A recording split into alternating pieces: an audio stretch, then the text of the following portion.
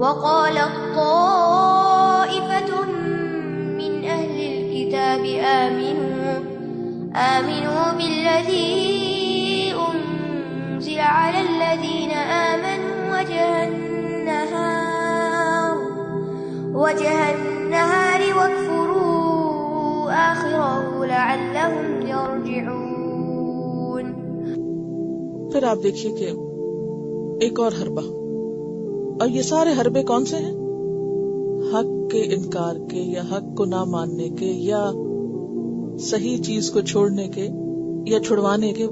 وقالت طائفۃ من اہل الکتاب، اہل کتاب میں سے ایک گروہ نے کہا آمنوا بالذی انزل علی الذین آمنوا وجہ النہار واکفروا آخرہ، کہ مان لو زبانی کلامی جو اہل ایمان پہ اترا ہے اس کو صبح کے وقت اور شام کو اس کا انکار کر دینا، تاکہ جو لوگ اور ماننے والے ہیں وہ بھی متزلزل ہو لیں، وہ بھی واپس آ جائیں. ٹھیک ہے. اس کے بارے میں ایک روایت آتی ہے، عبداللہ بن الضیف اور عدی بن زید اور حارث بن عوف نے باہم مشورہ کیا اور کہا کہ محمد اور ان کے ساتھیوں پر جو کچھ اتارا گیا ہے شروع دن میں اس کو مان لیں گے، پچھلے دن اس کا انکار کر دیں گے. اس تدبیر سے مسلمانوں کو اپنے دین میں شبہ پڑ جائے گا، ممکن ہے اس طرح وہ بھی ہماری پیروی کریں. تو اس کے بارے میں یہ آیت اتری، کیونکہ لوگ ان اہل کتاب کو ایک مقام دیتے تھے. کیا کرتے تھے؟ عرب کے معاشرے میں دو گروہ تھے بڑے، ایک پڑھے لکھے لوگوں کا، ایک ان پڑھ لوگوں کا. آج کے معاشرے میں بھی آپ دیکھ لیجیے، اگر کسی گھر میں یا کسی علاقے میں یا شہر میں، کسی گاؤں میں، کسی برادری میں، کسی خاندان میں کچھ پڑھے لکھے لوگ اور کچھ ان پڑھ ہیں، تو دونوں میں کوئی فرق ہوتا ہے؟ کس کی چلتی ہے؟ اہل کتاب یہ پڑھے لکھے لوگ تھے، کتاب والے، ان کی ایک سیہ تھی، ان کا ایک مقام تھا، ویسے بھی مالدار لوگ تھے. اب اگر علم کے ساتھ مال شامل ہو جائے تو سونے پہ سہاگا جسے کہتے ہیں، اور زیادہ مشکل. اب یہ کاریگر قسم کے لوگ تھے، اسلحہ بناتے تھے، اور سود لینے دینے والے اور مال جمع کرنے والے، سمیٹنے والے، ادھر سے دین کے نمائندے. اہل عرب میں ان کا ایک مقام تھا. اور آپ کو معلوم ہے وفد نجران جب آیا تھا تو ان کے لباس اور ان کا جو آرگنائزیشن اور ان کا ڈسپلن دیکھ کے سب لوگ بہت متاثر ہوئے تھے، یعنی سب کی نگاہیں اٹھی کہ کون لوگ ہیں. اب آپ دیکھیے ان میں سے جب کچھ لوگ ایسی چالیں چلے کہ آؤ ہم صبح سویرے جا کے محمد صلی اللہ علیہ وسلم سے کہیں کہ ہم بھی مسلمان ہیں، اور خوب مشہور کر دو کہ ہم مسلمان ہو گئے. اور یہ صبح اور شام کا مراد ضروری نہیں کہ ایک ہی دن کی صبح اور شام، یعنی ایک وقت میں ایک کام کرو اور دوسرے میں دوسرے، اور کچھ دن کے بعد کیا کہو. وہ ہم نے پڑھا ہے قرآن اور دیکھا ہے، کوئی اس میں ایسی دل لگنے والی بات تو ہے نہیں، اس لیے میں تو اب نہیں کر رہی، میں تو مسلمان نہیں. مزید اس کا نتیجہ کیا ہوگا؟ لوگ کہیں گے اچھا یہ تو پڑھے لکھے لوگ ہیں، تو اتنے سمجھدار ہیں، اگر یہ پھر گئے ہیں تو پھر ہم کس لیے اس دین پر ہیں، ہمیں بھی پھرنا چاہیے، ہم بھی چھوڑ رہے ہیں اس کو. اور اس میں آپ دیکھیے کہ جب بھی کسی سے کچھ چھڑوانا ہو تو یہ بڑا اچھا طریقہ ہے. مثلاً آپ کو کوئی کہے اچھا تم کہاں جاتی ہو، آپ کے پڑھنے جاتی، کیا پڑھتی؟ اچھا تیری کتاب دکھاؤ، کیا پڑھنے جاتی؟ اچھا یہ تو کوئی خاص کتاب تو نہیں، ایسے ہی ہے بس، کیوں وقت ضائع کرے، اس سے بہتر ہے فلاں جگہ چلی جا. وہ بہت بڑے کوئی جگہ بتائی، ازہر جاؤ، ٹھیک ہے، ازہر کا جھانسا دے کے جو کام کر رہے ہیں وہ بھی چھڑا دو. اب وہ میں بھی 2-4 دن گئی تھی، مگر میرے تو دل کو نہیں لگا، کوئی خاص تو ایسی کوئی چیز نہیں. تو یہ ٹرک جو ہے یہ ہر دور آپ دیکھیں کہ گھر میں آپ اپنے بچوں سے کچھ چھڑوانا چاہیں تو کیا کہتے ہیں؟ 100 خامیاں بتاتے ہیں اس چیز کی جو چھڑوانی. ہیومن سائیکالوجی کی بات ہے یہ بیسیکلی. تو یہاں بھی انہوں نے اس چال سے کام لیا، ایک سازش کی، یہ ایک سازش تھی ان کی. اور یہ وضاحت ہے اس آیت کی کہ جس میں اہل کتاب میں سے کچھ لوگ چاہتے ہیں کہ وہ کیا کریں، لو یضلونکم، تم کو بھٹکا دیں.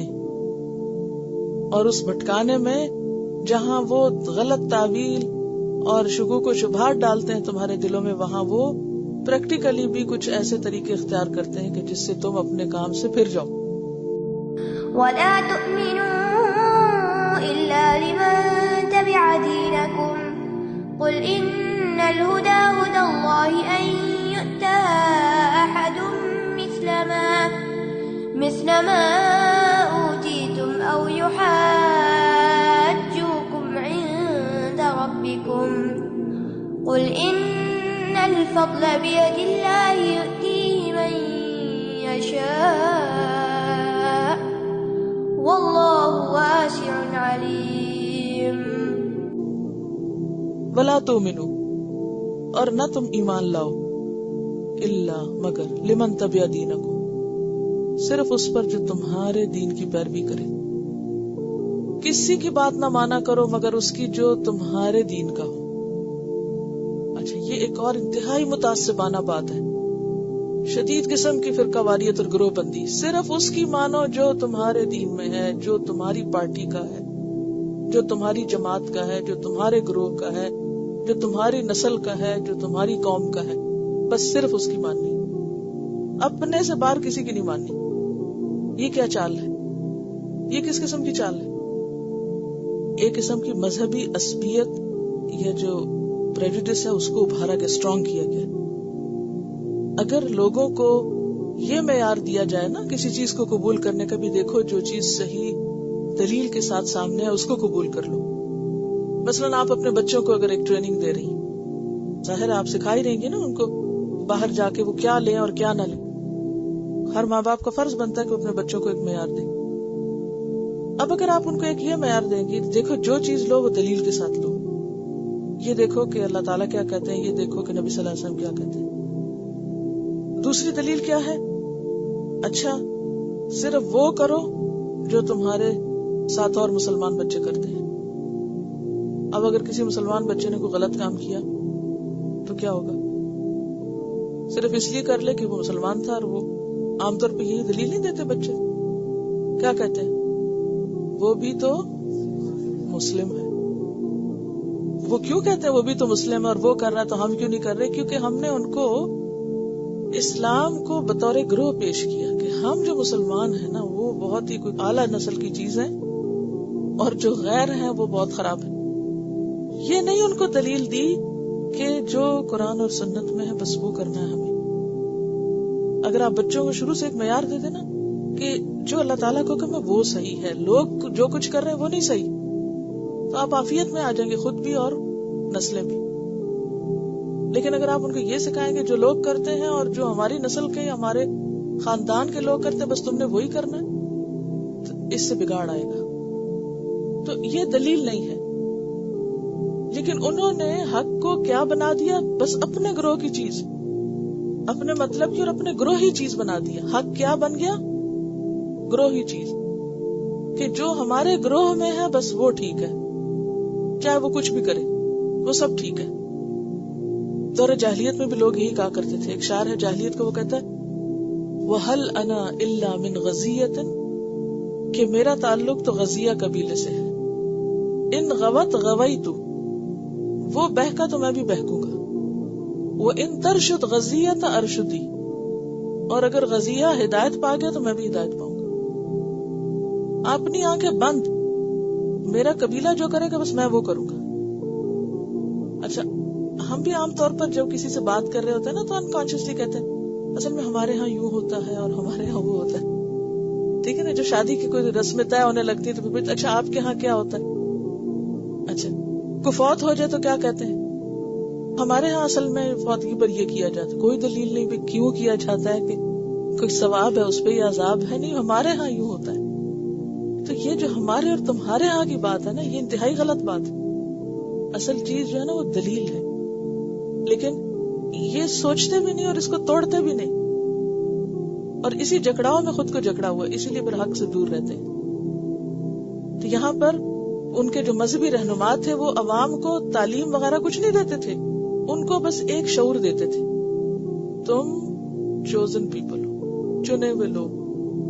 نسلی فخر، نسلی غرور، بڑی اعلیٰ نسل سے تعلق ہے، اور تمہارے مقابلے میں یہ امی ان پڑھ لوگ بہت ہی حقیر قسم کے لوگ ہیں.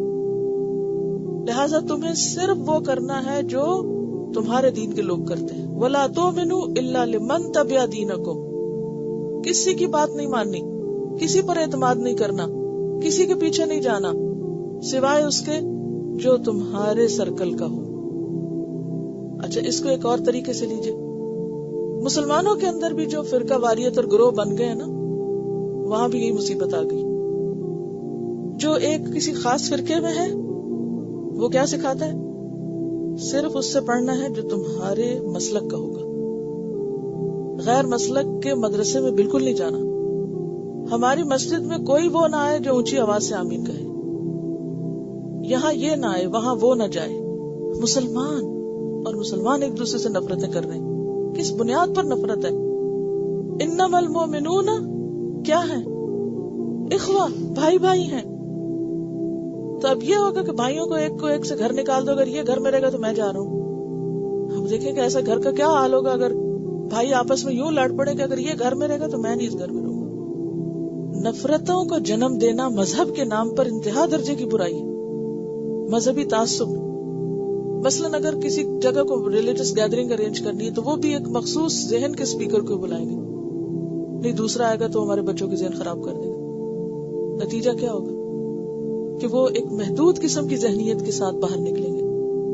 اگر آپ اپنے بچوں کو ایک معیار دے دیں کہ اس کی بھی سنو، اس کی بھی سنو، اور پھر دیکھو کون دلیل سے بات کرتا ہے اور اس کی لے لو، تو آپ دیکھیں کہ کوئی مشکل نہیں. لیکن چونکہ دلیل نہ پتہ ہے نہ جاننا چاہتے، ذرا مشکل کام ہوتا ہے نا، ذرا تھوڑے آگے بڑھ کے ریسرچ کرنا. تو آنکھیں بند کر کے کسی بھی چیز کو اختیار کرنا آسان ہے.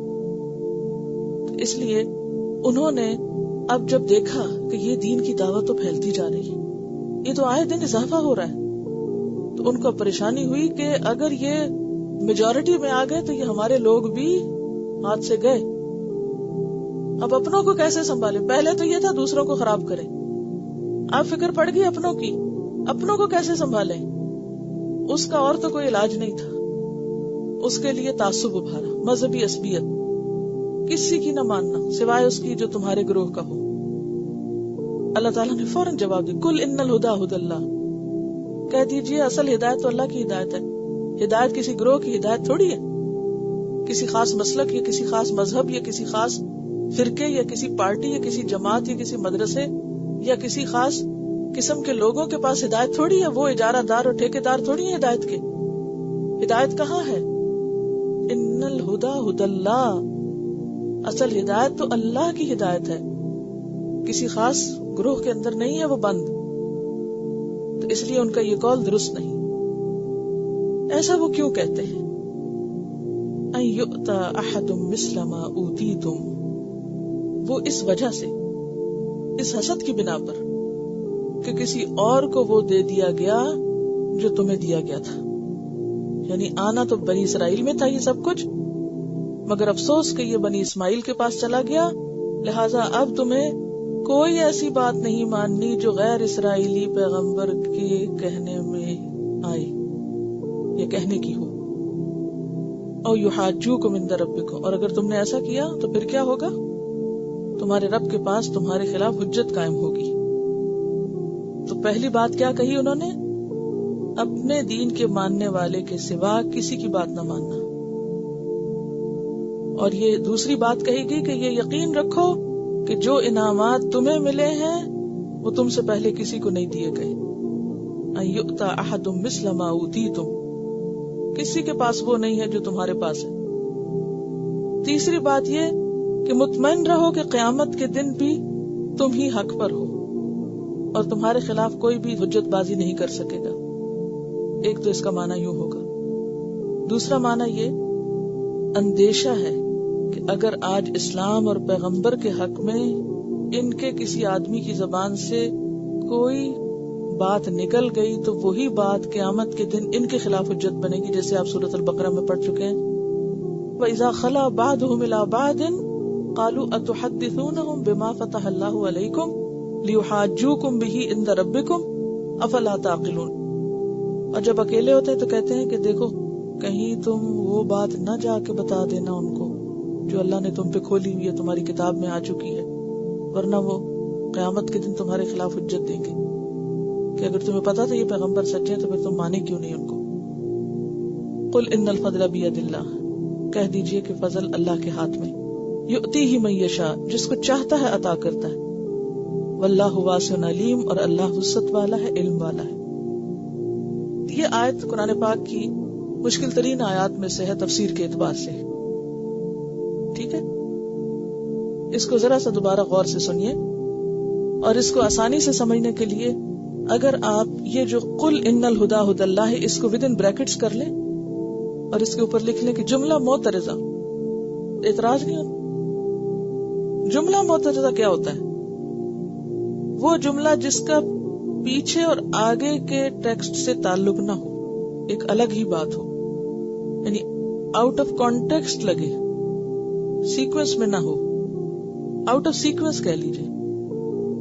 قل ان الہدی ھدی اللہ، یہ کیا ہے؟ جملہ معترضہ۔ یہ آگے بھی آئے گا اس طرح کی چیزیں۔ اور جملہ معترضہ کون سا ہوتا ہے؟ جو پیچھے اور آگے سے میچ نہ کرتا ہو، کنیکٹ نہ کرتا ہو، وہ بیچ میں ایک الگ ہی بات ہو۔ جیسے اگر آپ کوئی ایک بات کر رہے ہوں، بیچ میں کوئی اور بول پڑے، آپ اس کو سن کے اس سے متعلق جواب نہ دیں، اپنی پچھلی بات پھر کنٹینیو کر لیں، تو یہ جو بیچ میں کلام کے ایسا کلام آ گیا کہ جو آپ کی پہلی اور پچھلی بات سے متعلق انڈائریکٹلی تو تھا لیکن ڈائریکٹلی نہیں تھا۔ ٹھیک ہے؟ انڈائریکٹلی کیسے متعلق ہے؟ کیونکہ وہ کہتے تھے بس صرف اپنے گروہ کی مانو، تو اللہ تعالیٰ نے انٹرپٹ کیا اور کہا نہیں، اصل ہدایت اللہ کی ہدایت ہے، نہ کہ گروہ کی ہدایت۔ ٹھیک ہے؟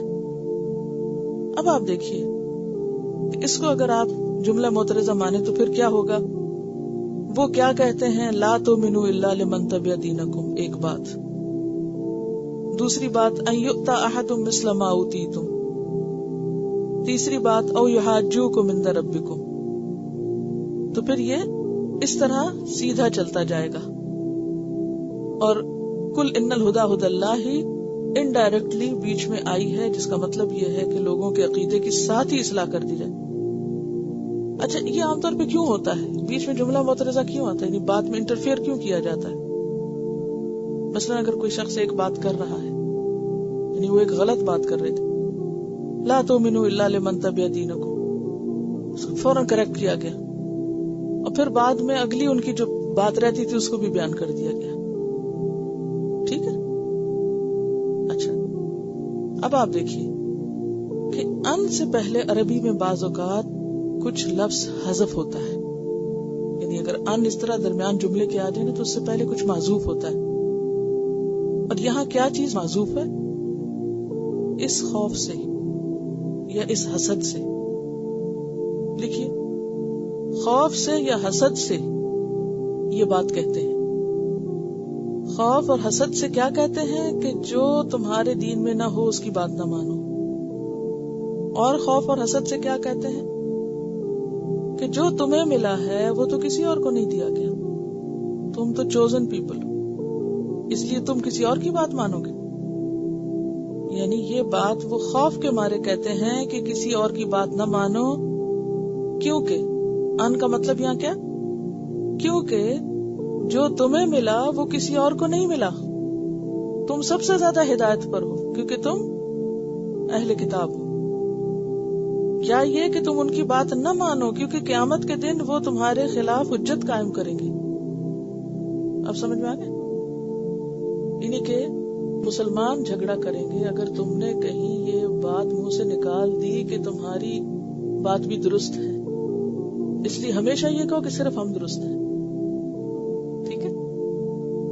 اگر تم نے کہا کہ کوئی اور بھی درست ہے تو اس کا مطلب یہ ہے کہ تم نے اوروں کی برتری تسلیم کر لی۔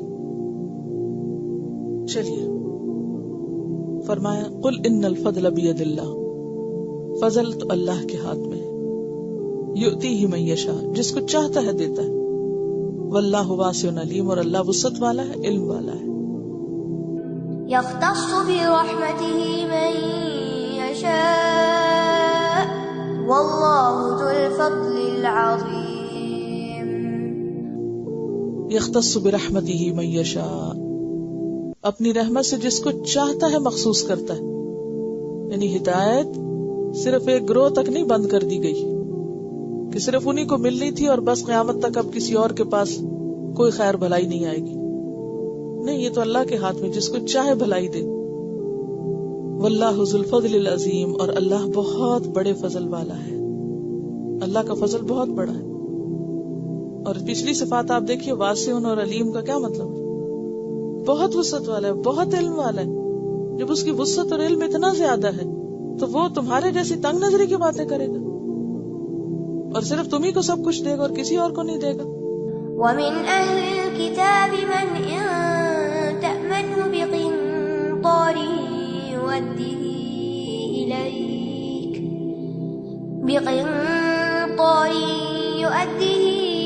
إليك ومنهم من إن تأمنه بدينار لا يؤديه إليك إلا ما دمت عليه قائما ذلك بأنهم قالوا ليس علينا في الأميين سبيل ويقولون على الله الكذب وهم يعلمون.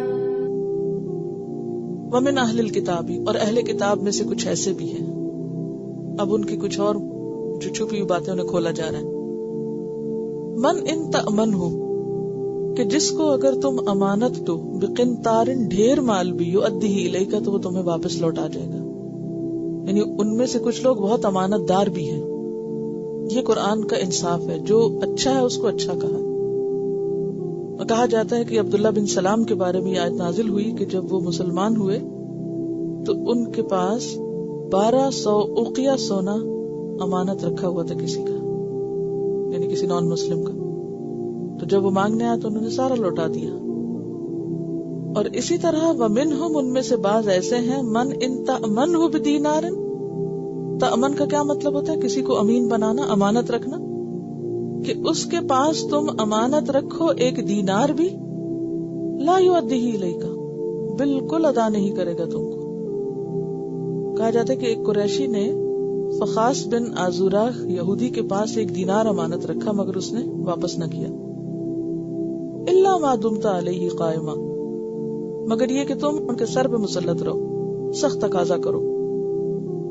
ذالک بانہم قالوا، یہ اس وجہ سے کہ انہوں نے کہا، لیس علینا فی الامیین سبیل، کہ ہم پر امیوں کے بارے میں کوئی پوچھ نہیں، کوئی مواخذہ نہیں، کوئی الزام نہیں.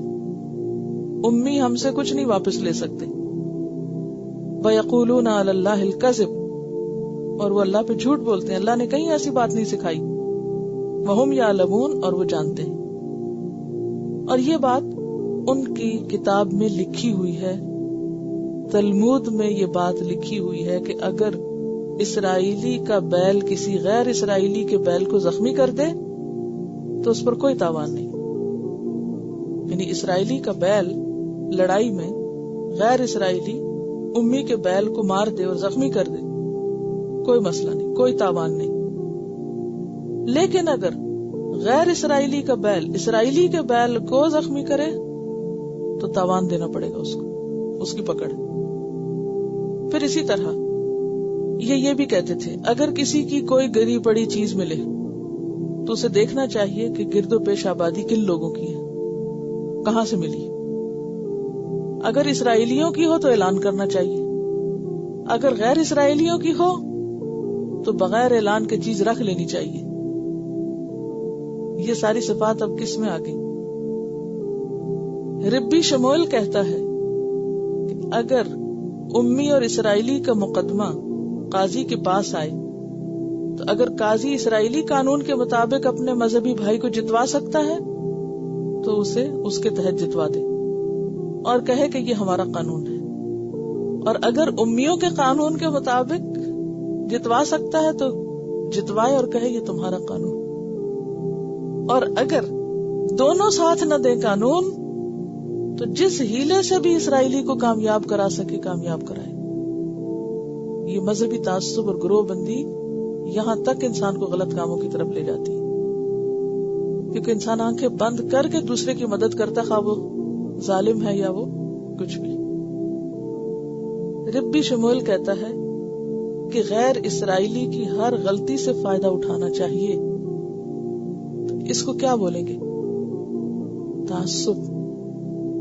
کون سا تعصب؟ مذہبی تعصب. انسانوں کو تقسیم کیا گیا کس بنیاد پر؟ مذہب کی بنیاد پر. کیا یہ ہیٹریڈ نہیں پھیلاتا یہ سب سلسلہ؟ اس سے نفرتیں نہیں پھیلیں گی؟ یہ سب کچھ موجود ہونے کے باوجود بھی کسی کی کوئی پوچھ نہیں کہ اور مذاہب کیا سکھا رہے ہیں. سارا نزلہ گرتا ہے تو اسلام پر کہ اس میں سورۃ الکافرون کیوں آئی ہے.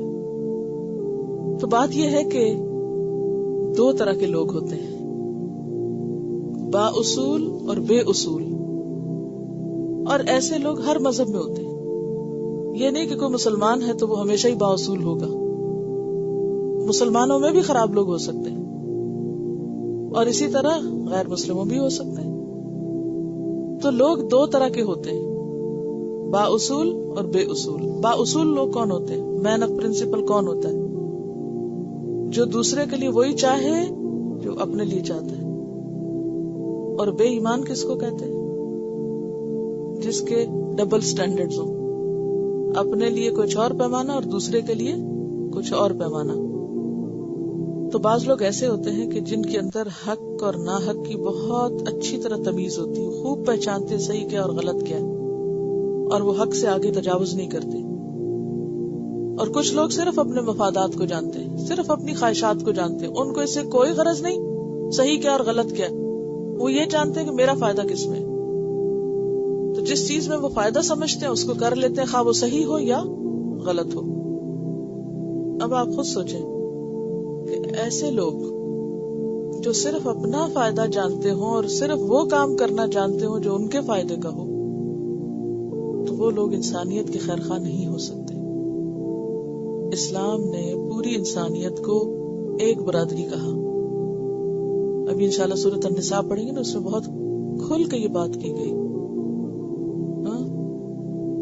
اور پھر ایک اور جگہ آتا ہے وَجَعَلْنَاكُمْ شُعُوبًا وَقَبَائِلَ لِتَعَارَفُوا. یہ ہے انسانیت کی مساوات کہ یہ کنبے قبیلے گورے کالے جو پہچان کے لیے. کوئی صرف اس وجہ سے بڑا نہیں ہو سکتا کہ اس کا رنگ سفید ہے، اور کسی کو اس لیے حقیر نہیں سمجھا جائے گا کہ اس کا رنگ کالا ہے. اور اسی طرح لین دین کے پیمانے بھی سب کے لیے برابر کے ہوں گے، انصاف اور اصول کی بات کی جائے گی. تو آپ دیکھیں کہ یہاں بھی دو کرداروں کا ذکر ہے، اور وہ کیا ہے کہ کچھ لوگ تو انتہائی امانت دار ہیں کہ ڈھیر مال بھی ان کے پاس ہو تو وہ ایز اٹ از لوٹائیں گے، اور کچھ لوگ ایک دینار بھی غصب کر کے، غصب کیا ہوتا ہے؟ زبردستی کسی کا مال ہتھیا کے بیٹھ جانا، غصب کر لیں گے اور جھوٹے دعوے کر کے وہ اس چیز کو اپنا بنا لیں گے. تو ایسے لوگ اگر مذہب کے نام پہ یہ سب کچھ کریں تو اور بھی برا ہے. یعنی اگر کوئی سود لیتا تو برا ہے، لیکن اگر کوئی یہ کہتا ہے کہ غیر مسلموں سے سود لینا ہے درست ہے تو وہ اور بھی برا کر رہا ہے کہ اس نے اپنے دین کو بھی بدنام کیا ساتھ. آپ خود سوچیں کہ اگر کسی غیر مسلم کو یہ بات پتہ چلے تو وہ آپ کے ہاتھ اسلام قبول فرمائے گا؟ نہیں. تو وہ تمام چیزیں جو انسانوں کے درمیان نفرتیں عام کرنے والی ہیں ان کو ختم کرنا چاہیے. اور اسی لیے آپ دیکھیں کہ دنیا میں واحد دین اسلام ایسے جس نے ایسے دین کو لوگوں میں عام کیا کہ جس میں حقیقی معنوں میں مساوات تھی. خیر وہ آگے چیزیں الگ سے دیکھیں گے. تو بات یہ ہے کہ چونکہ یہود کے جو خائن لوگ تھے وہ دعویٰ کرتے تھے کہ مشرکوں کا مال ہڑپ کیا جا سکتا ہے اور اس میں کوئی گناہ نہیں ہے، وہ اس کو گناہ نہیں بتاتے تھے. تو اللہ تعالیٰ نے اس کو کیا بتایا کہ یہ کیا ہے؟ وَيَقُولُونَ عَلَى اللَّهِ الْكَذِبَ، یہ دین کے نام پر جھوٹ بول رہے ہیں، جھوٹی بات کر رہے ہیں. بَلَى مَنْ أَوْفَى بِعَهْدِهِ وَاتَّقَى فَإِنَّ اللَّهَ يُحِبُّ الْمُتَّقِينَ. بَلَى مَنْ أَوْفَى بِعَهْدِهِ، کیوں نہیں جو پورا کرے اپنے عہد کو، خواہ وہ اللہ سے ہو یا بندوں سے ہو. وَاتَّقَى، اور تقوی اختیار کرے. فَإِنَّ اللَّهَ يُحِبُّ الْمُتَّقِينَ، تو اللہ بھی یقیناً محبت رکھتا ہے کس سے؟ متقی لوگوں سے. نبی صلی اللہ علیہ وسلم نے فرمایا منافق کی 3 نشانیاں ہیں اگرچہ وہ روزہ رکھے اور نماز پڑھے. نمبر 1 بات کرے تو جھوٹ بولے. نمبر 2 وعدہ کرے تو پورا نہ کرے. نمبر 3 جب اس کے پاس امانت رکھی جائے تو خیانت کرے. إن الذين يشترون بعهد الله وأيمانهم ثمنا قليلا أولئك لا خلاق لهم في الآخرة ولا يكلمهم الله ولا ينظر إليهم يوم القيامة ولا يزكيهم ولهم عذاب أليم. اور آخر میں فرمایا ان الذین یشترون بعہد اللہ وایمانہم ثمنا قلیلا، بے شک وہ لوگ جو اللہ کے عہد اور اپنی قسموں کے عوض تھوڑا مال لے لیتے ہیں، اولئک لا خلاق لہم فی الآخرہ، ایسے لوگوں کا آخرت میں کوئی حصہ نہیں۔ عہد اللہ سے مراد کیا ہے یہاں؟ کتاب اور شریعت، یعنی جو لوگ اللہ کے عہد یعنی کتاب و شریعت کو بیچ دیتے ہیں تھوڑی قیمت کے عوض۔ اور ایمان کیا ہے؟ ہر قسم کے عہد و پیمان جو بندوں کے درمیان ہوتے ہیں، پکے قول و قرار۔ تو جو لوگ اپنے قول و قرار کو پورا نہ کریں، خواہ وہ اللہ کے ساتھ ہو یا بندوں کے ساتھ، ایسے لوگوں کا آخرت میں کوئی حصہ نہیں۔ اب اس کی سزا سنائی جا رہی ہے، قول و قرار کے کچے لوگوں کو سزا سنائی جا رہی ہے۔ کیا؟ نمبر 1، اولئک لا خلاق لہم فی الآخرہ، ان کا آخرت میں کوئی حصہ نہیں۔ نمبر 2، ولا یکلمہم اللہ، ان سے اللہ کلام نہ کرے گا۔ نمبر 3، ولا ینظر الیہم یوم القیامہ، ان کی طرف قیامت کے دن دیکھے گا بھی نہیں۔ نمبر 4، ولا یزکیہم، ان کو پاک نہ کرے گا۔ اور نمبر 5، ولہم عذاب علیم، ان کے لیے دردناک عذاب ہے۔ بخاری کی روایت ہے عبداللہ بن ابی اوفا سے، ایک شخص نے بازار میں اپنا مال رکھا اور ایک مسلمان کو پھانسنے کے لیے جھوٹی قسم کھا کے کہنے لگا مجھے اس مال کی اتنی قیمت ملتی ہے، حالانکہ اتنی ملتی نہیں تھی۔ تو اللہ تعالیٰ نے آیت نازل کی۔ اور آپ دیکھیں کہ آج کل بزنس میں یہ بات کتنی عام ہے، کسی بھی چیز کو مہنگا بیچنا ہو تو کیا طریقہ اور حربہ اختیار کیا جاتا ہے، میری تو قیمت خرید بھی اتنی نہیں، حالانکہ یہ جھوٹ ہوتا ہے۔ یا یہ کہنا کہ مجھے اس سے زیادہ ملتا ہے، مثلا کوئی گھر بیچ رہے ہیں آپ اور آپ اس کی قیمت زیادہ لینا چاہتے ہیں، تو آپ دوسرے پہ جھوٹا روپ ڈالتے ہیں۔ کس بات کا؟ اتنی آفر پہلے بھی آ چکی ہے۔ یہ آیت کب نازل ہوئی؟ یعنی یہ ہم سمجھتے ہیں یہ قرآن پاک ہے اور یہ یہود کی باتیں ہو رہی ہیں، یہ فلاں کی، اور اپنے عمل کو ہم بھول جاتے ہیں۔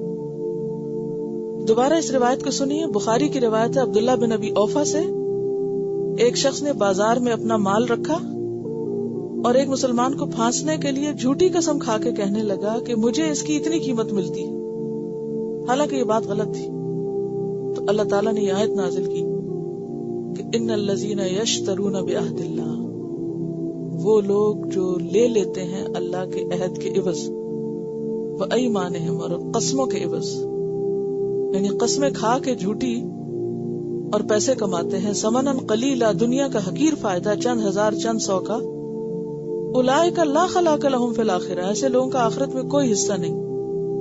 ولا یکلمہم اللہ، ایسے لوگوں سے اللہ کلام بھی نہیں کرے گا، اللہ ان کی طرف دیکھے گا نہیں قیامت کے دن، اللہ ان کو پاک نہ کرے گا، اور ان کے لیے دردناک عذاب ہے۔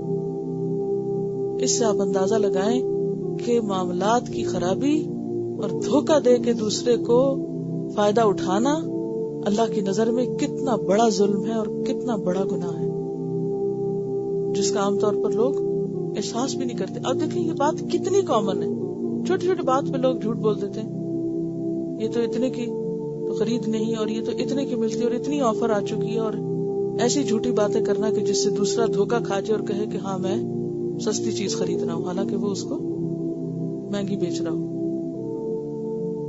پھر اسی طرح کچھ اور لوگ ہیں جن کی طرف اللہ تعالیٰ قیامت کے دن نہیں دیکھے گا اور نہ ان کی بات سنے گا۔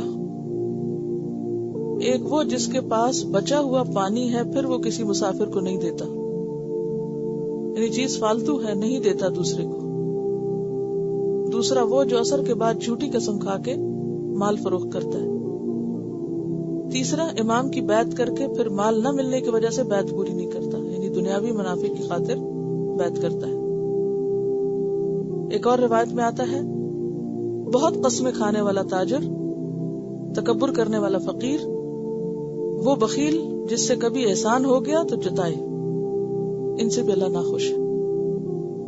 یعنی کسی پہ احسان کر کے، کسی کو تھوڑا بہت لے دے کے، کسی کا کوئی کام کر کے پھر احسان جتانا، پھر ادھر ادھر باتیں کرنا، اللہ تعالیٰ ان لوگوں سے بھی سخت ناخوش ہے.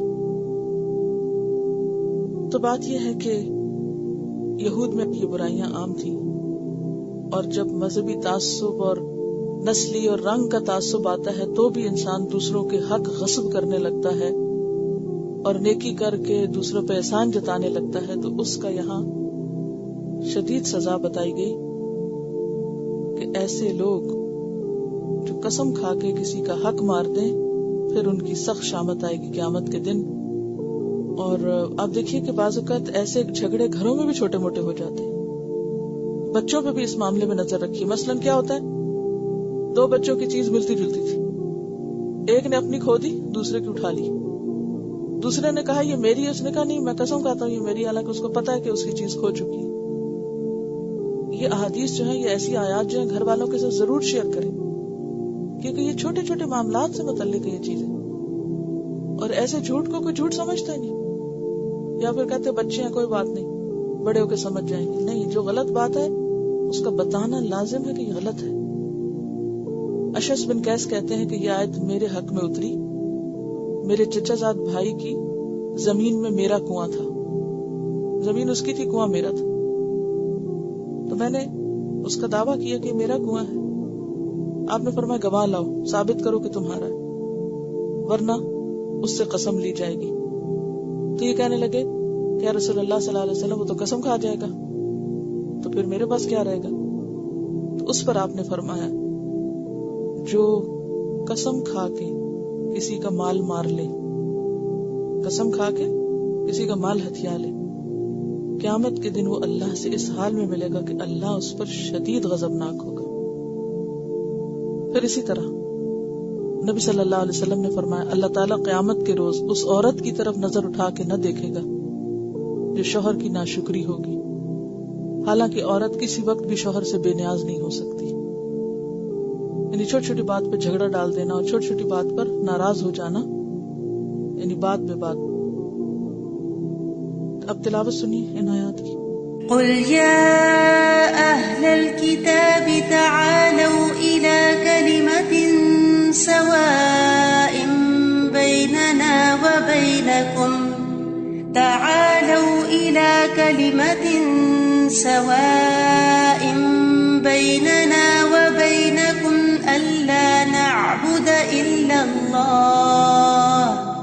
ألا نعبد إلا الله ولا نشرك به شيئا ولا يتخذ بعضنا بعضا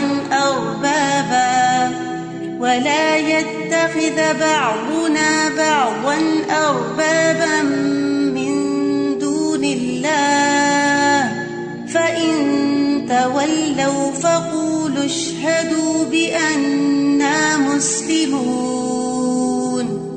يا أهل الكتاب لم تحاجون في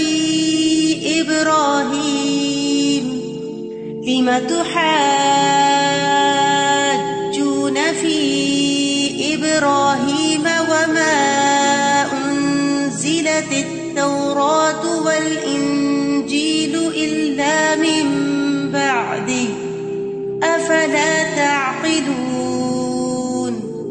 ها أنتم هؤلاء حاججتم فيما لكم به علم فلم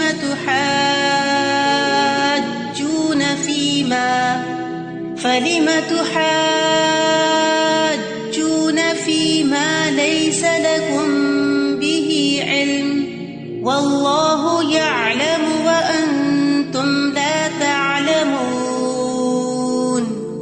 ما كان إبراهيم يهوديا ولا نصرانيا ولكن كان حنيفا مسلما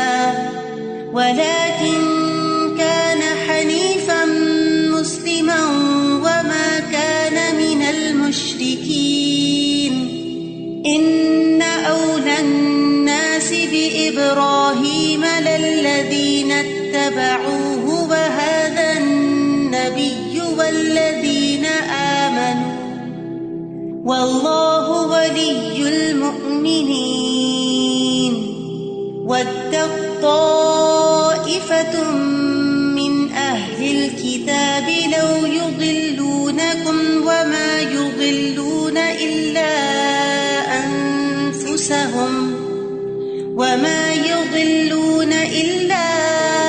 أنفسهم وما يشعرون يا أهل الكتاب لم تكفرون بآيات الله وأنتم تشهدون يا أهل الكتاب لم تلبسون الحق بالباطل وتكتمون الحق وأنتم تعلمون وقالت طائفة من أهل الكتاب آمنوا بالذي أنزل على الذين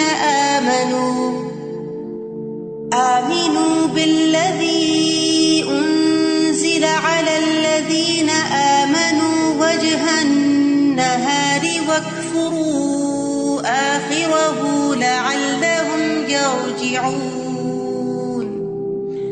ولا تؤمنوا إلا لمن تبع دينكم قل إن الهدى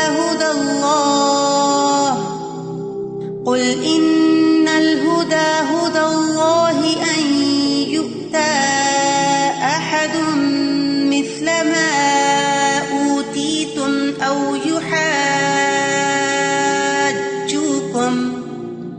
أو يحاجوكم عند ربكم قل إن الفضل بيد الله يؤتيه من يشاء والله واسع عليم يختص برحمته من يشاء والله ذو الفضل العظيم ومن أهل الكتاب من إن تأمنه بقنطار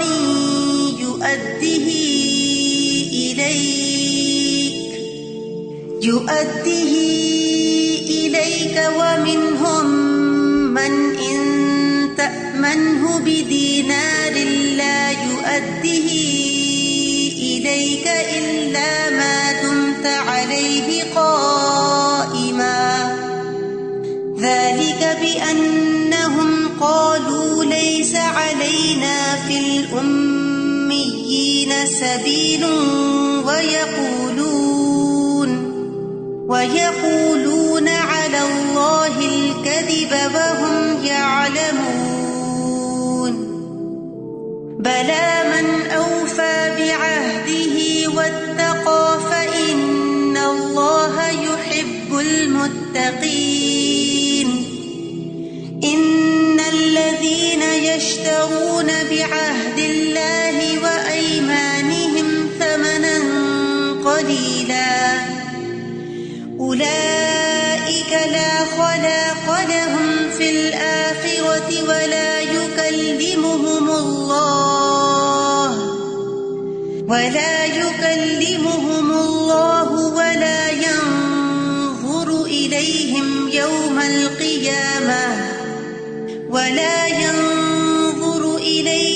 يوم القيامة ولا يزكيهم ولهم عذاب أليم وآخر دعوانا ان الحمد للہ رب العالمین سبحانک اللہم وبحمدک اشہد ان لا الہ الا انت استغفرک واتوب الیک. السلام علیکم ورحمۃ اللہ وبرکاتہ. اعوذ باللہ من الشیطان الرجیم. بسم اللہ الرحمن الرحیم. الحمد للہ رب العالمین الرحمن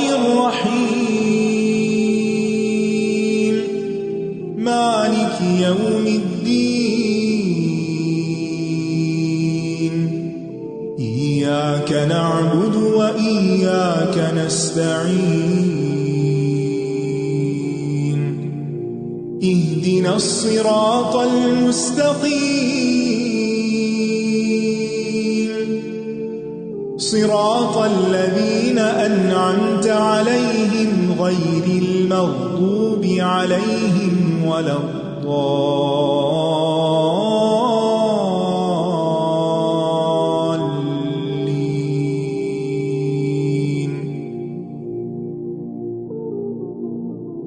السلام علیکم ورحمۃ اللہ وبرکاتہ.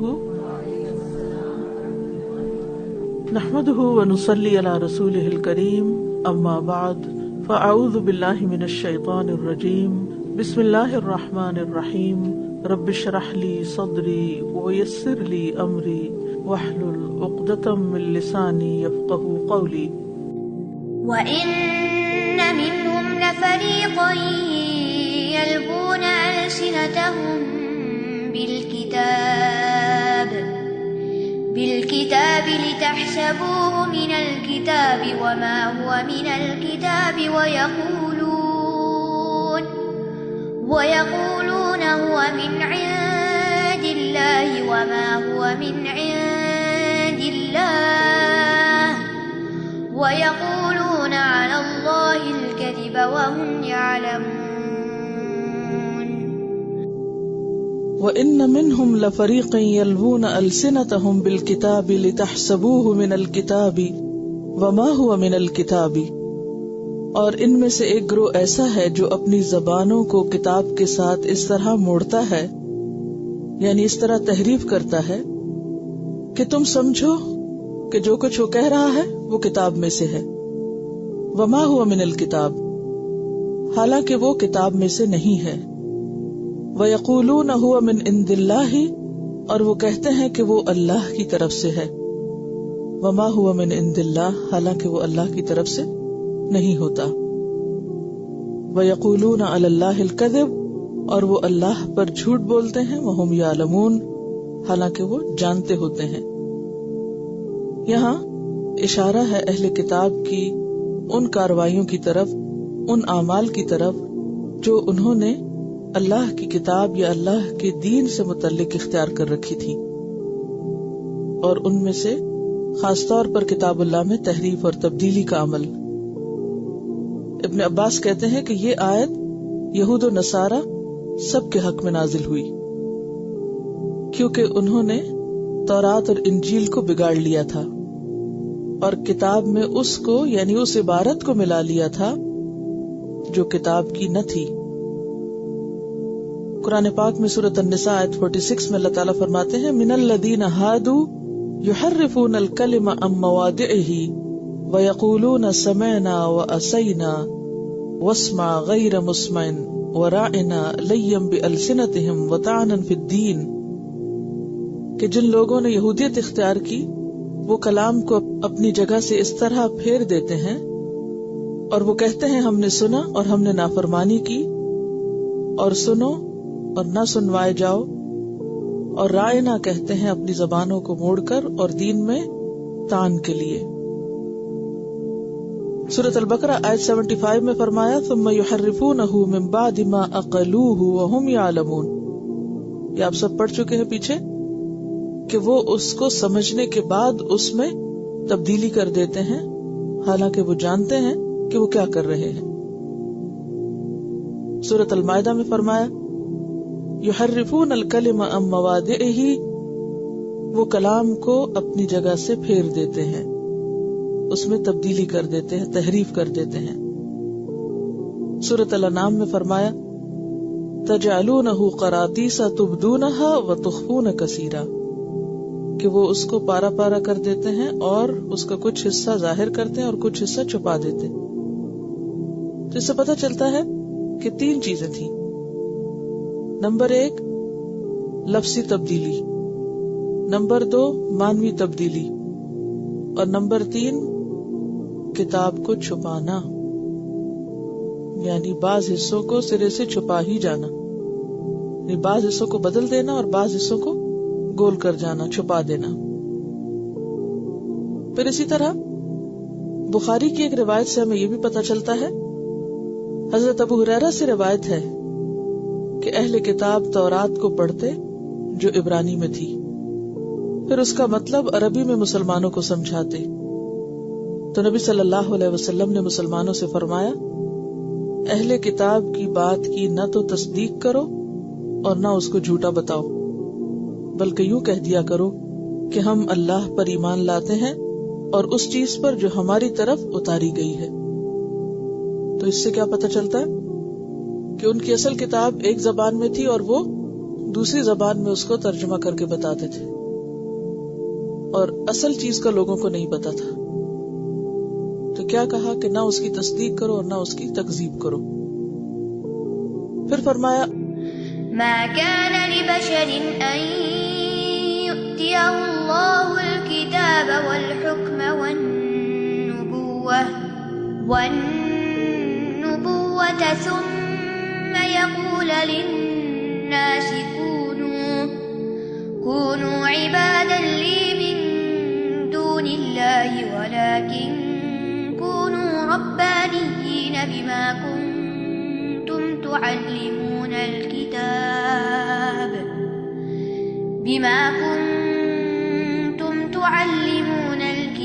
وبما كنتم تدرسون۔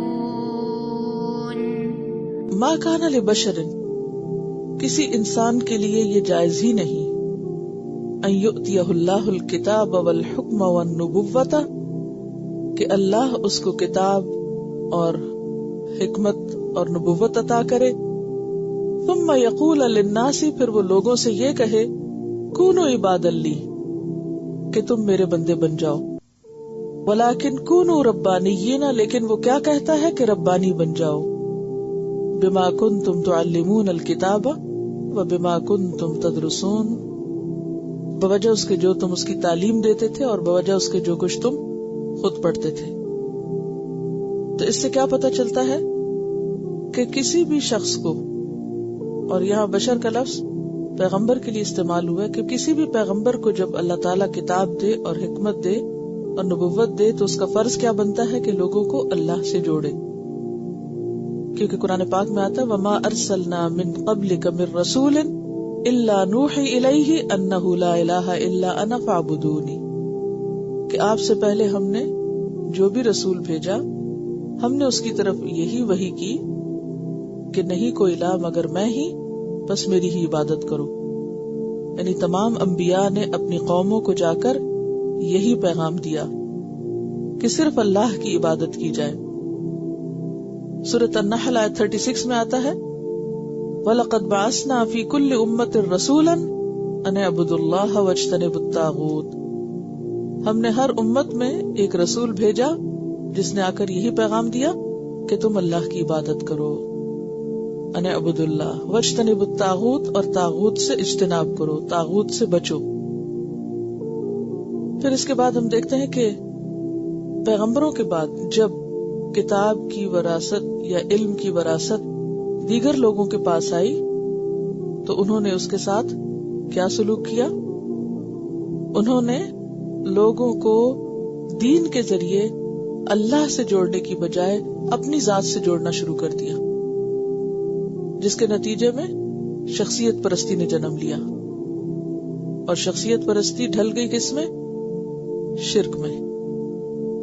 یعنی لوگوں کو گروہوں میں بانٹا، ذاتوں اور شخصیتوں میں اٹکایا، اور کیا کہا جیسے پیچھے آپ پڑھ چکے ہیں کہ وہ کیا کہتے تھے، وَلَا تُؤْمِنُوا إِلَّا لِمَن تَبِعَ دِينَكُمْ، کسی کی بات نہ مانو مگر وہی جو تمہارے دین سے متعلق ہو یا تمہاری نسل سے آیا ہو۔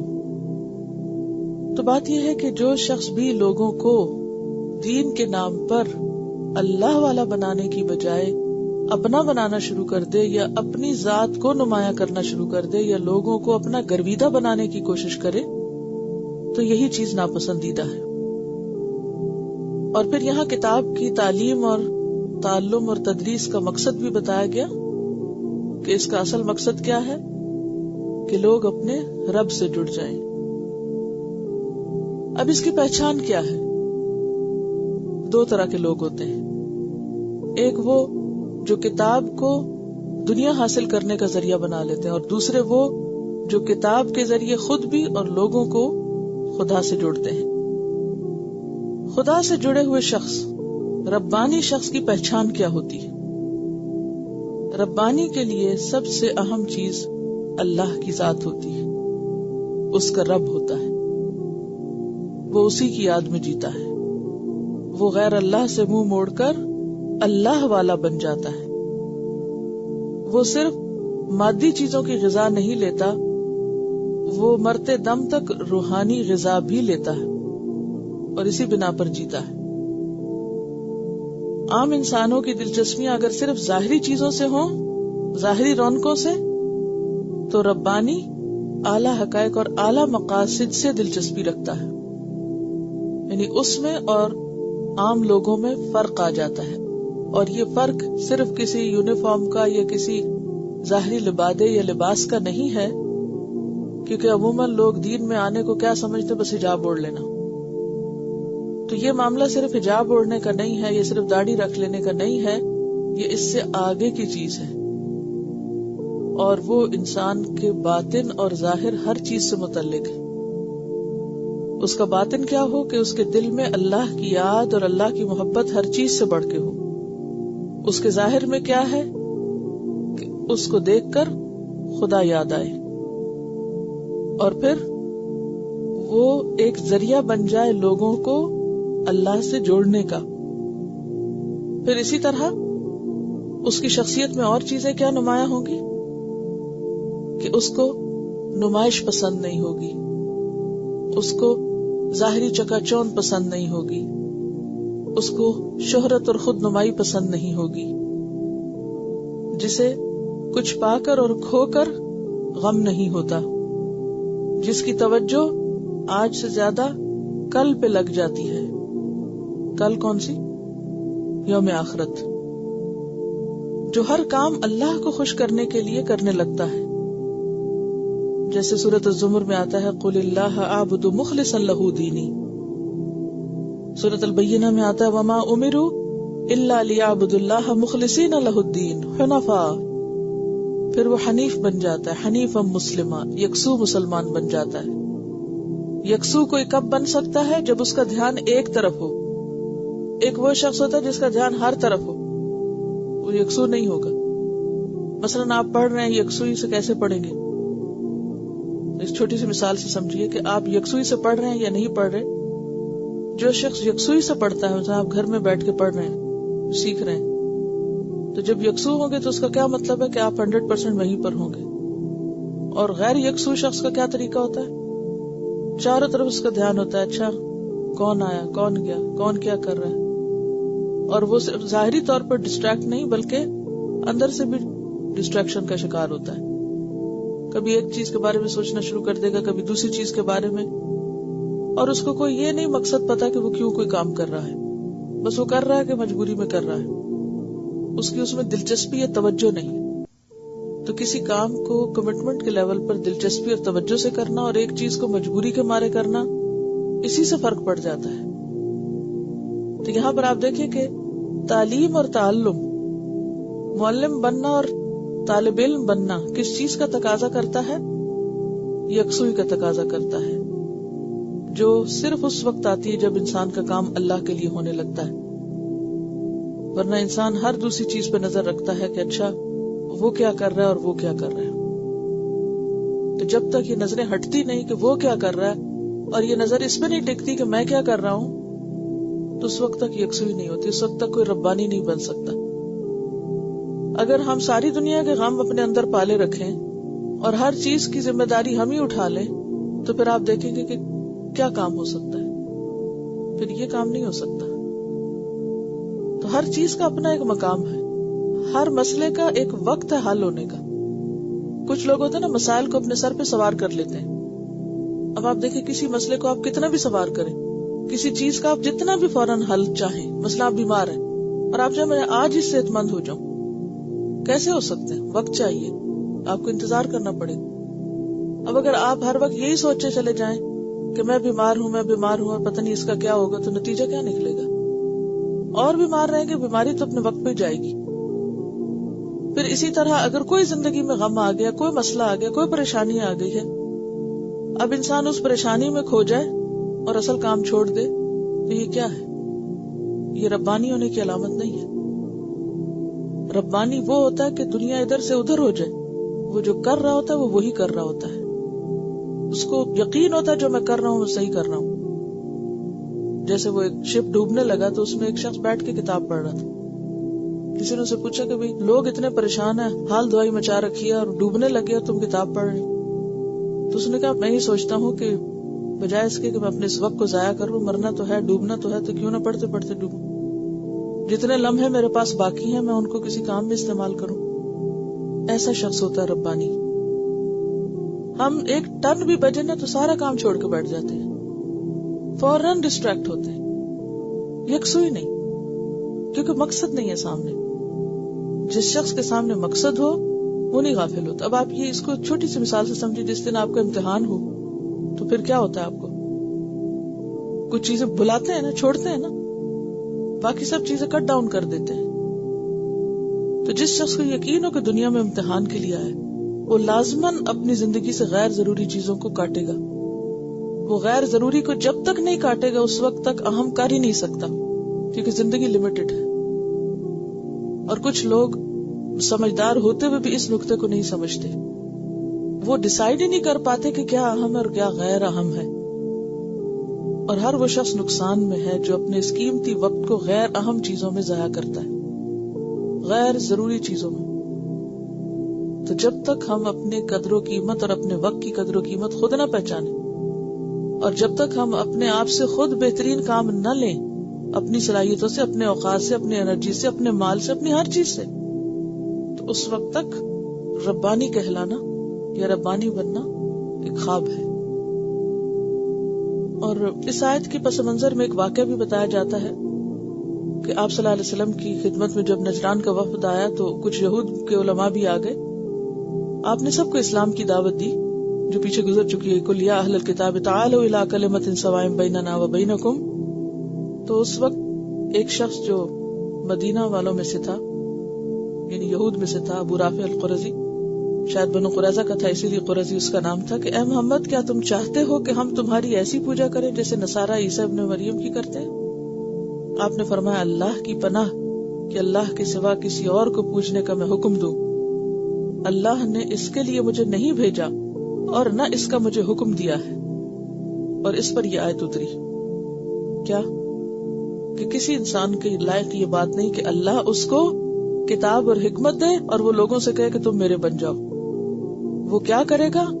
جس کو واقعی کتاب اور حکمت کی سمجھ آ گئی وہ نہ خود کسی کا بنے گا اور نہ ہی لوگوں کو اپنا بنائے گا، وہ خود بھی اپنے رب کا بنے گا اور لوگوں کو بھی رب ہی سے جوڑے گا۔ اور یہ ہے اصل دین کی تعلیم۔ قرآن کا پڑھنا اور پڑھانا، اس کا مقصد کیا ہے؟ خود کو بھی اللہ سے جوڑنا اور لوگوں کو بھی۔ وَلَا يَأْمُرَكُمْ أَن تَتَّخِذُوا الْمَلَائِكَةَ وَالنَّبِيِّينَ أَرْبَابًا أَيَأْمُرُكُم بِالْكُفْرِ بَعْدَ إِذْ أَنتُم مُّسْلِمُونَ۔ وَلَا يَأْمُرَكُمْ، اور نہ وہ تم کو حکم دیتا ہے، أَن تَتَّخِذُوا الْمَلَائِكَةَ، کہ تم بنا لو ملائکہ کو، والنبیین، اور نبیوں کو، اربابن، رب۔ نہ خود کو وہ رب بنائے گا اور نہ ہی ملائکہ اور دیگر انبیاء کو۔ جیسے قریش کے لوگ جو تھے وہ ملائکہ کو خدا کی بیٹیاں کہتے تھے، اور یہود و نصارہ حضرت عزیر علیہ السلام کو اور عیسائی حضرت عیسیٰ علیہ السلام کو کیا کہتے؟ اللہ کے بیٹے کہتے۔ تو یہ کسی پیغمبر کا کام نہیں، نہ ہی کسی پیغمبر کی تعلیم ہے، یہ لوگوں کی خود ساختہ فلسفے ہیں۔ اَیَأْمُرُکُم بِالْکُفْرِ، کیا وہ تم کو کفر کا حکم دے سکتا ہے؟ بعد اذ انتم مسلمون، اس کے بعد کہ تم مسلمان ہو جاؤ۔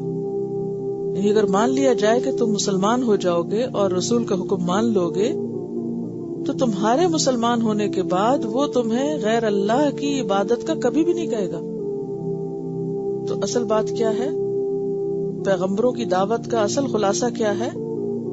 کہ وہ لوگوں کو مکمل طور پر، کلی طور پر اللہ سے جوڑتے. عیسائیوں کا نظریہ کیا ہے؟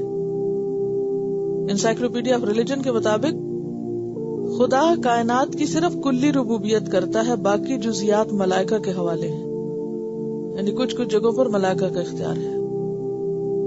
ہم کیا سمجھتے ہیں کہ ملائکہ صرف منتظم ہے، اصل اختیار پورے کا پورا اللہ کے لیے. والامر کلہ للہ. وَإِذْ أَخَذَ اللَّهُ مِيثَاقَ النَّبِيِّينَ لَمَا آتَيْتُكُم مِّن كِتَابٍ وَحِكْمَةٍ ثُمَّ جَاءَكُمْ رَسُولٌ مُصَدِّقٌ لِّمَا مَعَكُمْ لَتُؤْمِنُنَّ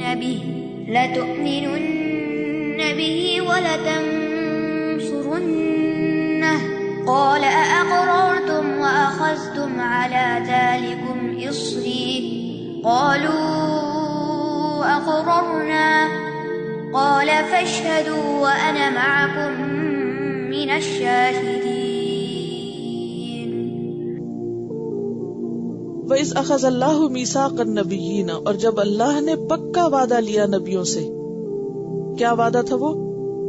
لَمَا آتَيْتُكُم مِّن كِتَابٍ، کہ البتہ جو بھی میں تم کو کتاب میں سے دوں، وحکمت اور حکمت میں سے. ثم جاءکم رسول، پھر تمہارے پاس کوئی رسول آ جائے، مصدق لما معکم، جو اس چیز کی تصدیق کرتا ہو جو تمہارے پاس ہے. لتؤمنن به، تو تم ضرور اس کو مانو گے، ولتنصرنہ، اور تم ضرور اس کی مدد کرو گے. قال اقررتم، کہا کہ کیا تم نے اقرار کیا، واخذتم علی ذلکم اسری، اور تم نے اس پر میرا وعدہ لیا، میرا عہد قبول کیا. قالوا اقررنا، انہوں نے کہا جی ہاں ہم نے اقرار کیا. قال فاشهدوا، فرمایا پس گواہ رہو، وانا معکم من الشاہدین، اور میں بھی تمہارے ساتھ گواہوں میں سے ہوں. قرآن پاک میں جو اللہ تعالیٰ نے عہد لیے ہیں وہ 3 قسم کے آتے ہیں. 3 قسم کے عہدوں کا ذکر ہے. نمبر 1 عہد الست، جو تمام بنی نوع انسان سے لیا گیا تھا. کیا تھا وہ؟ الست بربکم قالوا بلی، کیا میں تمہارا رب نہیں؟ تو سب نے کہا جی ہاں آپ ہی ہمارے رب. دوسرا عہد وَإِذْ أَخَذَ اللَّهُ مِيثَاقَ الَّذِينَ أُوتُوا الْكِتَابَ، اہل کتاب سے لیا گیا عہد. کیا عہد تھا؟ لَتُبَيِّنَنَّهُ لِلنَّاسِ وَلَا تَكْتُمُونَهُ، کہ تم ضرور اس کو بیان کرو گے اور اس کو چھپاؤ گے نہیں. اور یہ عہد صرف اہل کتاب کے علماء سے لیا گیا. تیسرا عہد انبیاء سے لیا گیا اور جس کا یہاں ذکر ہے. یہ عہد کہاں لیا گیا؟ اس کے بارے میں 2 رائے پائی جاتی. ایک تو یہ کہ یہ بھی عالم ارواح میں لیا گیا تھا، سب نبیوں کو جب اللہ نے پیدا کیا تو ان سے عہد لیا. اور دوسرا معنی یہ کیا جاتا ہے کہ دنیا میں بذریعہ وحی لیا تھا. جو جو پیغمبر آیا ان سب سے الگ الگ اللہ تعالیٰ نے بذریعہ وحی ان سے عہد لیا. یہ عہد کیا تھا؟ کس کے بارے میں تھا؟ اس کے بھی 2 معنی ہیں کہ لما آتیتکم من کتاب و حکمہ ثم جاءکم رسول، رسول کے بارے میں تھا. رسول کون؟ ایک معنی لیا گیا محمد صلی اللہ علیہ وسلم کہ محمد صلی اللہ علیہ وسلم کے بارے میں ہر نبی سے عہد لیا گیا کہ تم اس پر ایمان لانا اور اس کی مدد کرنا، اور سب نے اس کا اقرار کیا. دوسرا کیا معنی کیا جاتا ہے؟ ہر رسول سے دوسرے تمام رسولوں کو ماننے کا عہد لیا. ٹھیک ہے، یعنی ہر رسول باقی سب رسولوں کو بھی مانے گا. جیسے ہمارے لیے کیا لازم ہے؟ کوئی مسلمان کب مسلمان ہوتا ہے؟ جب سب رسولوں کو مانے. تھے اسی طرح جتنے پیغمبر آئے اور ان کی امتیں جو تھیں ان سب سے کیا عہد لیا گیا کہ وہ سارے پیغمبروں کو مانے. اب اس کی روشنی میں یہود و نصارہ کے لیے کوئی جواز باقی نہیں رہتا تھا کہ وہ حضور صلی اللہ علیہ وسلم کو نہ مانے، جبکہ آپ نبوت کا دعویٰ فرما رہے تھے ان کے سامنے. تو اس سے کیا پتہ چلا کہ یہود و نصارہ پر اپنے پیغمبروں کی اطاعت لازم ہے. ان کے پیغمبروں سے یہ عہد لیا گیا تھا کہ جب ایک رسول آئے گا تو وہ اس کی بات مانیں گے اور اس کی مدد ضرور کریں گے. اور ان سب نے اقرار کیا تھا سورۃ الاحزاب میں آتا ہے وَإِذْ أَخَذْنَا مِنَ النَّبِيِّينَ مِيثَاقَهُمْ وَمِنْكَ وَمِن نُوحٍ وَإِبْرَاهِيمَ وَمُوسَى وَعِيسَى ابْنِ مَرْيَمَ وَأَخَذْنَا مِنْهُمْ مِيثَاقًا غَلِيظًا، کہ جب ہم نے نبیوں سے یعنی تمام نبیوں سے ان کا پکا وعدہ لیا، اور آپ سے بھی، اور نوح علیہ السلام سے، اور ابراہیم علیہ السلام سے، اور موسیٰ علیہ السلام سے، اور عیسیٰ علیہ السلام سے، اور ان سب سے ہم نے پکا عہد لیا تھا۔ کس بات کا عہد لیا تھا؟ کہ یہ سب ایک دوسرے پر ایمان لائیں گے، اور ہر پیغمبر کی امت آنے والے نبی کو مانے گی بھی اور اس کی مدد بھی کرے گی۔ جیسے موسیٰ علیہ السلام کے بعد کون آئے؟ عیسیٰ علیہ السلام۔ تو بنی اسرائیل کے لیے کیا لازم تھا؟ وہ کیا کرتے؟ عیسیٰ علیہ السلام پر ایمان لاتے اور ان کے مشن میں ان کے مددگار بنتے۔ اور نصارہ کے لیے عیسیٰ علیہ السلام نے کیا عہد لیا کہ وہ نبی صلی اللہ علیہ وسلم کے بارے میں خوشخبری بھی سنائی۔ واضح طور پر انجیل کے الفاظ جو قرآن میں آتا ہے وَيَأْتِي مِن بَعْدِ اسْمُهُ احمد، کہ وہ ایک پیغمبر آئے گا جس کا یہ نام ہوگا، اور پھر تم اس کی مدد کرو گے اور تم اس کا ساتھ دو گے۔ تو گویا تمام پیغمبروں نے ہر دوسرے پیغمبر پر ایمان لانے اور اس کی مدد کرنے کی تعلیم دی اپنی قوم کو۔ اللہ نے نبیوں سے عہد لیا اور نبیوں نے پھر آگے اپنی قوموں سے لیا، اپنی امتوں سے لیا۔ اس عہد و پیمان کی روشنی میں بنی اسرائیل، یہود، نصارہ سب اس بات کے پابند ہیں۔ کس بات کے؟ کہ نبی صلی اللہ علیہ وسلم کی آمد پر ان پہ ایمان لائیں اور ان کی مدد کریں۔ ٹھیک ہے، یہ بات ان کی کتابوں میں موجود ہے، لیکن عملاً کیا ہوا؟ انہوں نے مان کے نہ دیا۔ قال اقررتم، اللہ تعالیٰ نے پیغمبروں سے پوچھا تم نے اقرار کیا؟ وَأَخَذْتُمْ عَلَىٰ ذَلِكُمْ إِصْرِي، اور اس میں تم میرے ساتھ وعدے میں بندھ گئے؟ قالوا اقررنا، سب پیغمبروں نے وعدہ کیا کہ ہم آخری رسول کو بھی مانتے ہیں اور سارے باقی رسولوں کو بھی مانتے ہیں۔ قال فاشهدوا، تو اللہ تعالیٰ نے فرمایا پھر گواہ رہو، وَأَنَا مَعَكُم مِّنَ الشَّاهِدِينَ، اور یہ بات ہے جس پر میں بھی تمہارے ساتھ گواہ ہوں۔ ٹھیک ہے۔ حضرت علی اور حضرت ابن عباس کہتے ہیں کہ اللہ تعالیٰ نے جب بھی کسی نبی کو مبعوث کیا، جب بھی کوئی پیغمبر دنیا میں بھیجا، تو اس سے یہ عہد دیا کہ اگر اللہ نے اس کی زندگی میں محمد صلی اللہ علیہ وسلم کو مبعوث کیا تو وہ ان پر ایمان لائے گا اور اس کی مدد کرے گا۔ اور پھر یہ ہر نبی کو حکم دیا کہ وہ اپنی امت سے بھی یہ عہد لے کہ اگر وہ اس وقت تک زندہ رہے جب نبی صلی اللہ علیہ وسلم دنیا میں تشریف لائیں گے تو وہ ان کو ضرور مانیں گے۔ اور سب نے عہد کیا۔ اس سے کیا پتہ چلتا ہے؟ کس بات کا عہد کیا ہوا سب نے؟ کہ نبی صلی اللہ علیہ وسلم کو مانیں گے، لیکن عملاً کیا ہو رہا ہے؟ پھر گئے فمن تولى بعد ذلك فأولئك هم الفاسقون۔ فمن تولى بعد ذلك، جو اس کے بعد منہ موڑ جائے کس سے؟ فأولئك هم الفاسقون، تو یہی نافرمان ہے، یعنی اس عہد کی پابندی سے منہ موڑ جائے۔ اب آپ دیکھیے کہ یہ جو عہد ہے نبی صلی اللہ علیہ وسلم کو ماننے کا اور باقی تمام پیغمبروں کو ماننے کا، اور پھر خاص طور پر حضور صلی اللہ علیہ وسلم کو ماننے کا، اس میں ہم سے بھی تو ایک عہد لیا گیا نا۔ کیا کہ ہم بھی کیا کریں گے؟ پچھلے سارے پیغمبروں کو مانیں گے۔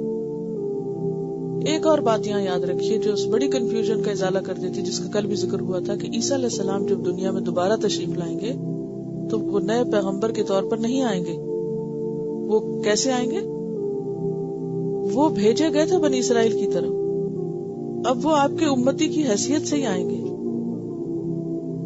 ایک موقع پہ حضرت عمر رضی اللہ تعالیٰ عنہ جب آپ کے سامنے تورات پڑھ رہے تھے تو آپ نے ناراضگی کا اظہار کیا تھا، اور کیا فرمایا تھا کہ خدا کی قسم اگر آج موسیٰ بھی آئیں تو وہ بھی میری پیروی کرے اور انہیں اس کے سوا کوئی چارہ نہ ہو۔ عیسیٰ علیہ السلام دوبارہ آئیں گے تو وہ کس شریعت، کس کتاب اور کس کے مطابق دنیا میں فیصلے کریں گے؟ قرآن کے مطابق، قرآن و سنت کے مطابق۔ ٹھیک ہے، یعنی وہ کوئی الگ سے نئے نبی یا دوبارہ کوئی اور نبی نہیں بن کے آئیں گے، کیونکہ ان کو بہانہ اور جواز بنا کر لوگوں نے نئے نئے نبی گھڑ لیے تو جھوٹے نبی بن گئے، کیونکہ اس عہد سے نکل رہے ہیں نا، تو عہد توڑنا نافرمانی اور فسق ہے. یعنی فاسق جو ہے وہ کافر بھی ہو سکتا ہے. فاسق کا لفظ جو ہے وہ مسلمان کے لیے بھی استعمال ہو سکتا ہے اور فاسق کا لفظ کافر کے لیے. فاسق کا لفظ خاص طور پر اس لیے آیا کہ فسق کس کو کہتے ہیں؟ حد سے نکلنا. جب وہ جیسے کلی میں سے پھول پھٹ کے نکلتا ہے نا تو اس کو بھی فسق کہتے ہیں. فاسقہ کھجور اپنے خوشے سے نکلتی اس کو پھاڑ کے، تو اس کے لیے بھی یہ لفظ استعمال ہوتا ہے. تو فسقہ کا مطلب ہوتا ہے حد توڑ دینا، یعنی اپنی حدوں سے باہر نکل آنا. سمجھ گئے؟ فسقہ معنی کیا؟ حدوں سے باہر نکلنا. عہد توڑنے کے لیے فسق کا لفظ آیا کیونکہ انہوں نے عہد توڑا تھا نا، پابندی سے باہر نکل آئے تھے، اسر سے باہر نکل آئے تھے. انہوں نے کہا نا اخذتم علی ذالکم اسری قالوا اقررنا، اور پھر اس کے بعد جب موقع آیا تو پھر گئے. تو ایسے لوگ کیا ہوتے ہیں؟ آپ کو پہلے سے پارے میں فاسق کی تعریف بتائی گئی تھی. کیا ہے فاسق کی تعریف؟ الذین ينقضون عہد اللہ من بعد میثاقہ وَيَقْطَعُونَ مَا أَمَرَ اللَّهُ بِهِ أَن يُوصَلَ. وہاں بھی فاسق انہی کو کہا گیا. یہاں بھی فاسق وہی لوگ ہیں جو اللہ سے کیے ہوئے وعدے توڑتے ہیں. ٹھیک ہے.